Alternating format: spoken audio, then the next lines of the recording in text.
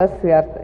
Ao final, nós vamos ter um debate aberto com a participação da plateia, que pode enviar perguntas por escritos nas fichas descartáveis que estão nos blocos de rascunho, dentro das pastas que foram entregues na hora da inscrição. O evento está sendo transmitido e pode ser acessado pela internet no portal Terra, www.terra.com.br Fórum. E também as perguntas poderão ser feitas via internet. Isto é a adaptação do Instituto dos Estudos Empresariais à modernidade tecnológica, para que essa interação com o público que não pode estar aqui presente possa participar deste importante fórum. E passamos a palavra ao nosso último palestrante, o Dr. Olavo de Carvalho. Ele é filósofo, escritor, jornalista e conferencista. Olavo de Carvalho é saudado pela crítica como um dos mais originais e audaciosos pensadores brasileiros. A tônica da sua obra é a defesa da interioridade humana contra a tirania da autoridade coletiva, sobretudo quando escorada numa ideologia científica. Entre as suas obras destaca-se com brilho o imbecil coletivo, atualidades culturais brasileiras.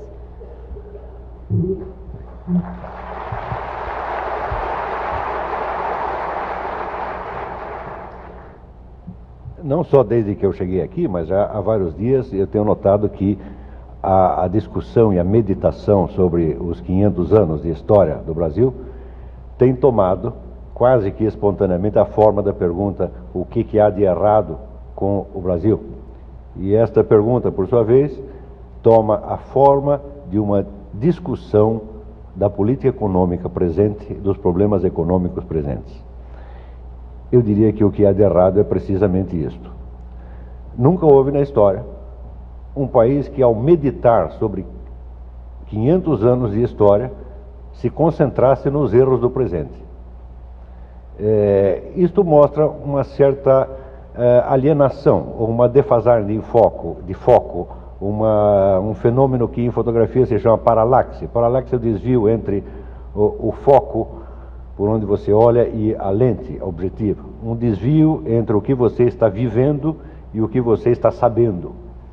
Um abismo entre a vida e a consciência. Eu não gosto muito de falar da vida alheia e dizer o que os outros deveriam fazer.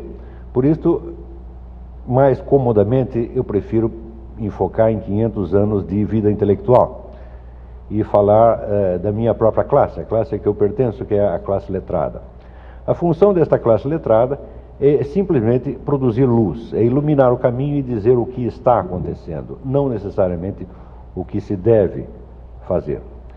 Graças, porém, a este desvio que eu mencionei no começo, a esta quase que obsessão de centrar o debate na política econômica, perdendo de vista o horizonte mais amplo de 500 anos de história, graças a esse desvio, forma-se uma outra perversão um pouco mais grave, que eu diria que é a tendência estatocêntrica da discussão.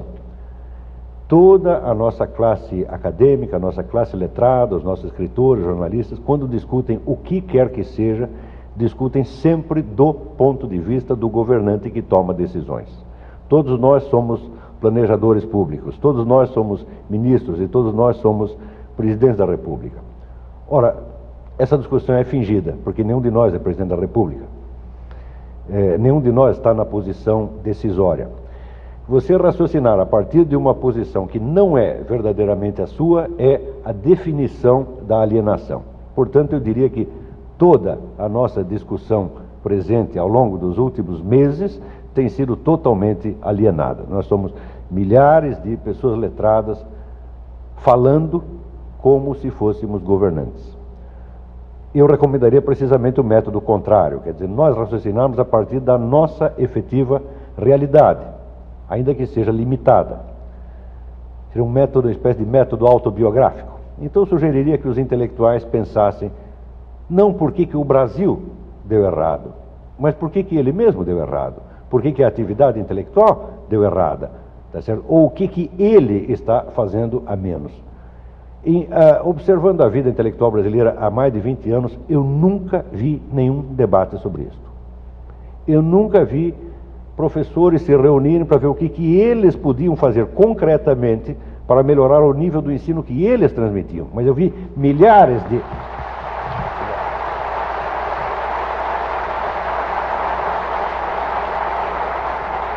Muito obrigado pela sua sensibilidade, de perceber que isso é verdade mesmo, né? Então, graças a esta defasagem que existe entre a nossa vida e a nossa consciência, nós costumamos sempre cometer certos enganos. O primeiro é julgar a situação por ideais. O ideal é uma coisa que orienta o governante. O ideal orienta uma decisão. Eu pergunto aonde eu quero chegar e como eu devo chegar lá. Este é um modelo de raciocínio que se aplica ao homem, que serve precisamente para o homem de poder. Ora, quando nós julgamos por ideais, nós podemos cometer erros do seguinte tipo. Por exemplo, nós dizemos, o Brasil não é uma democracia racial, de onde nós concluímos que o Brasil deve ser um país racista. Eu digo sim, se você pegar a definição de democracia racial, que é uma definição ideal, como você faz em geometria. Em geometria você concebe uma figura abstratamente e não a partir de medições de coisas reais.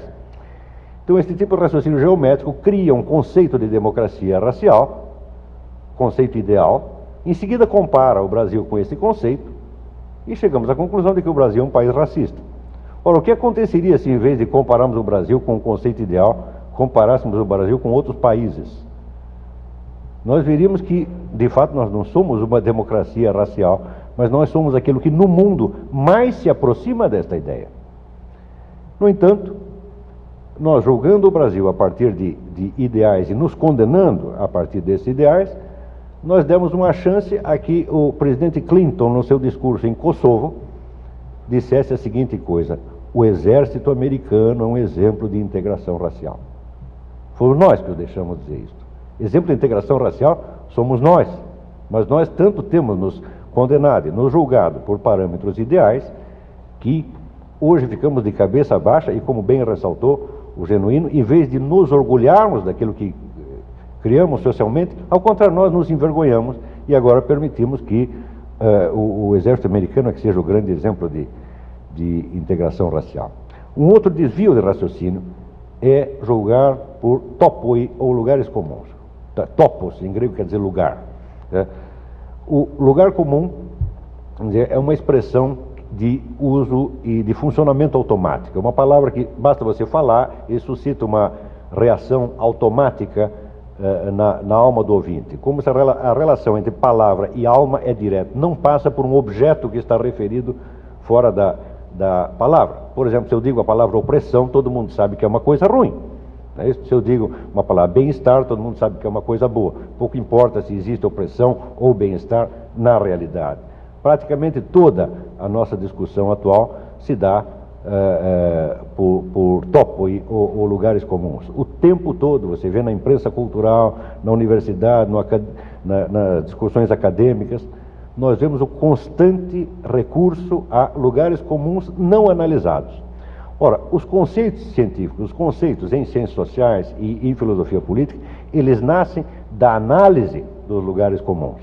Aristóteles já dizia que, partindo da discussão pública, que é uma discussão retórica feita de lugares comuns, é que nós podemos extrair, mediante a crítica desses conceitos, desses lugares comuns, os conceitos rigorosos que fundamentarão uma ciência. Nós, em vez de analisarmos os lugares comuns, nós temos usado deles abusivamente para fomentar polarizações ideológicas, discursos moralistas, acusações absurdas, etc.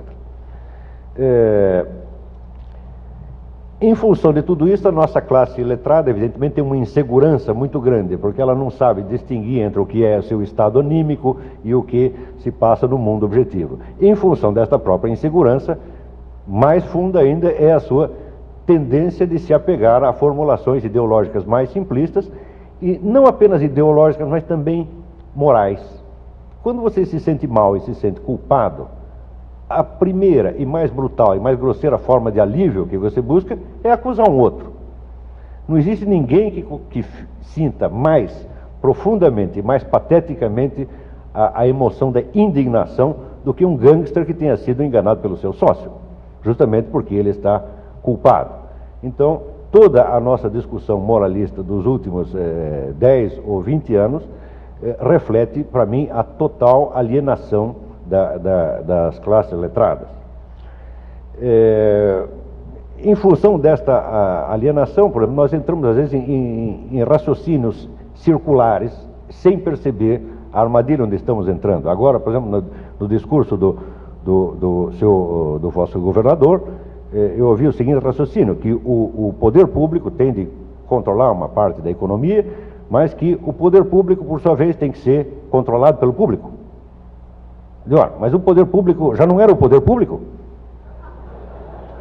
Em cima dele...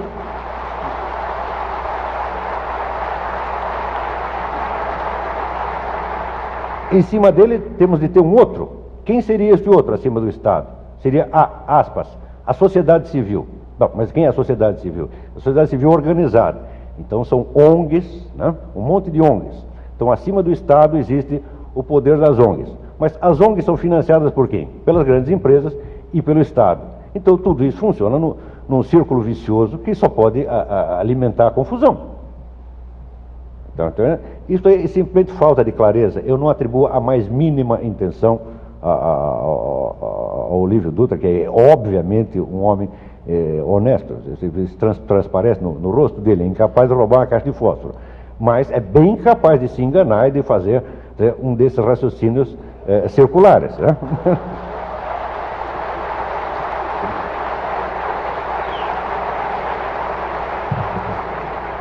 Então, por ocasião desses 500 anos, alguns pontos que eu gostaria que, não todos os brasileiros certamente, não adianta eu falar para todos os brasileiros, seria uma situação fingida. Eu estou aqui falando para universitários, para professores, para jornalistas, eu estou falando para as classes letradas, eu estou falando para as classes a que eu mesmo pertenço. Então, o que eu gostaria que esta classe meditasse é, por exemplo, que o Brasil entra na história intelectual do mundo há uns 200 anos, mais ou menos. E nós podemos perguntar o que ele absorve da cultura da onde ele veio. Ele absorve apenas os últimos 200 anos. Nós vemos que todos os conceitos que estão em discussão, seja na universidade, nos debates éticos ou políticos, são conceitos criados pelos pensadores dos últimos 200 anos. Isso quer dizer que nós não absorvemos o legado da história humana diretamente, mas através dos olhos dos pensadores europeus e americanos dos últimos 200 anos. Só para lhe dar um exemplo, nós não temos até hoje uma tradução brasileira de Aristóteles. Isso é gravíssimo. A gente começa um país lendo Platão e Aristóteles. Isso é a primeira coisa que tem que fazer. Tá certo? Isso é a base da formação da inteligência humana. Nós vemos toda a antiguidade, não só grega, mas grega, islâmica, chinesa, etc., etc., através dos olhos de Renan, de Nietzsche, de Foucault, etc., etc. Ora, por que não temos direito ao acesso direto? Por que não temos nós mesmos a nossa experiência do confronto com a antiguidade, com o cristianismo, com o islã, etc., etc.? Esta experiência do confronto com o legado dos milênios é isto que nos humaniza, é isto que desperta a nossa consciência. Olha, nós temos nos privado disto, que custa barato, e ao mesmo tempo ficamos discutindo a política econômica. Ou seja, nós queremos corrigir o Estado antes de cumprir o primeiro e o mais elementar dos nossos deveres. O dever da classe letrada, da classe de estudos, é buscar o conhecimento por todos os meios. O dever dela é tentar enxergar. O dever dela não é ter as soluções. Então, fica aí a pergunta: o que poderemos fazer por este país se não tivermos feito por nós mesmos antes? Muito obrigado.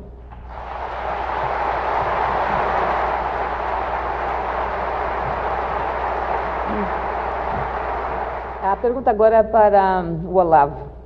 Vem de um estudante. É possível fazer uma análise pontuada pela visão da classe letrada, de lugar comum, da civilização do termo neoliberal? Naturalmente, esta análise será prejudicada pelo tempo. Bom, o senhor tem também? Antes de responder, eu quero dizer que eu concordo bastante com a análise do Genuíno. Mostrou que a nossa discussão de estatização e privatização é um pouco maluca, porque o que houve foi uma estatização da privatização. Não é isso?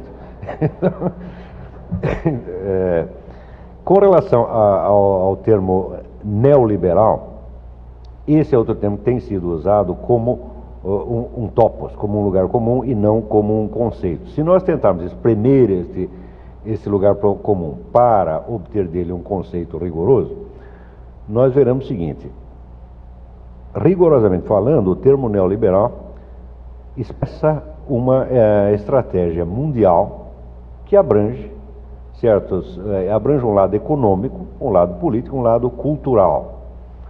Por exemplo, toda esta política de privatizações, sem dúvida, faz parte da estratégia neoliberal. Porém, a ideia da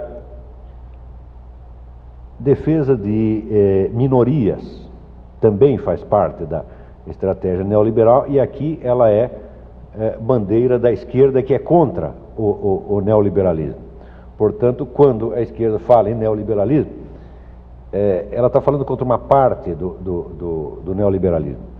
Há também um outro lado aí estratégico, que seria,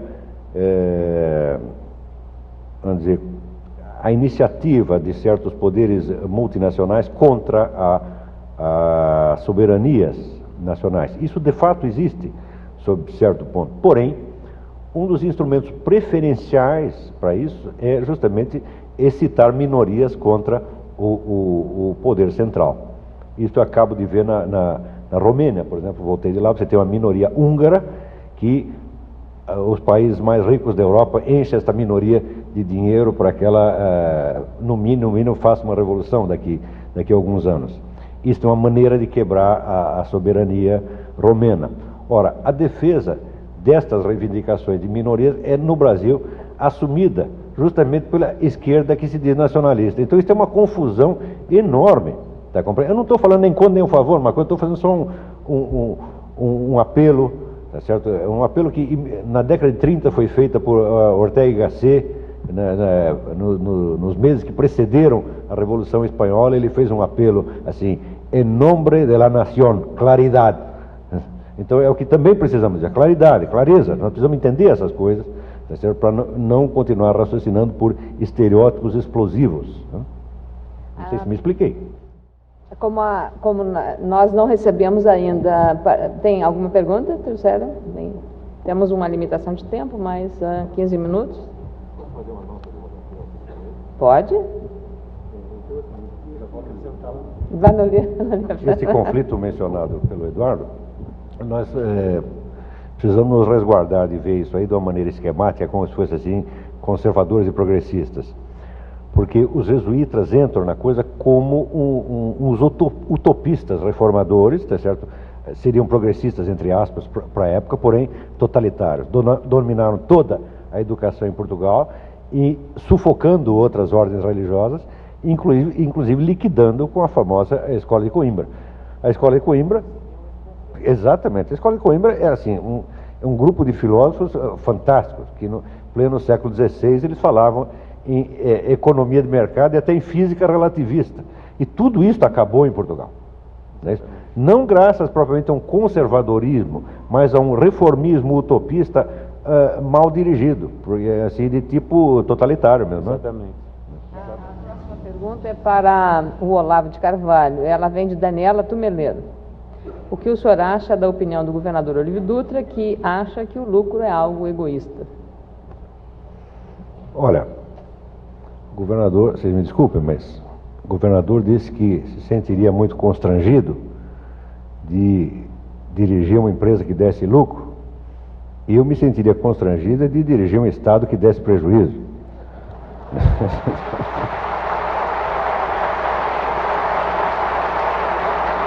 Mesmo porque, se nós perguntarmos, afinal de contas, o que é o Estado? O Estado é o capitalista armado. Não é isso? A diferença entre o empresário e o Estado é que o Estado, quando dá prejuízo, ele simplesmente pode tomar o seu dinheiro para compensar, e o capitalista não pode fazer isso. Bom, dada a circunstância do tipo de estrutura que foi montada para o painel, eu agora passaria, então, para uma questão até de economicidade de tempo, a um debate entre os palestrantes. Então, lamento que tenha ido o deputado Genuíno, que estaria aqui, é um polemista por natureza, mas está aberto agora o debate entre os palestrantes aqui. Temos aí 30 minutos para este debate. Entre nós? Entre os... Eu queria acrescentar uma coisinha aqui ao que disse o professor Madison, né? Quando ele disse que a globalização é um processo que vem há 500 anos, na verdade, vem de muito antes disso aí, né? Se nós observarmos o curso inteiro da história humana e nós perguntarmos o que há de constante, tá certo? Quais são as constantes da história humana, só existem 3 constantes na história humana. A primeira é a constante de Malthus, isto é, a população sempre cresce. Claro que de vez em quando você cresce assim, né, não numa linha reta, tá certo? Mas em curvas que são ascendentes no fim das coisas. A segunda constante, eu chamaria constante de Huntington, não é o Samuel Huntington, mas o grande geógrafo, o Ellsworth Huntington, que é a constante tendência à aproximação entre culturas separadas, até a total intercomunicação. Isso também é uma constante que nunca foi desmentida. A terceira constante foi descoberta pelo cientista político Bertrand de Jouvenel, que é a tendência da integração do poder, quer dizer, um poder mais alto que, com a ajuda da população de baixo, destrói os poderes intermediários. Isso também é um processo constante. Essas 3 coisas se reúnem no conceito de globalização. Globalização, de certo modo, é o nome da própria história humana nesse sentido, né?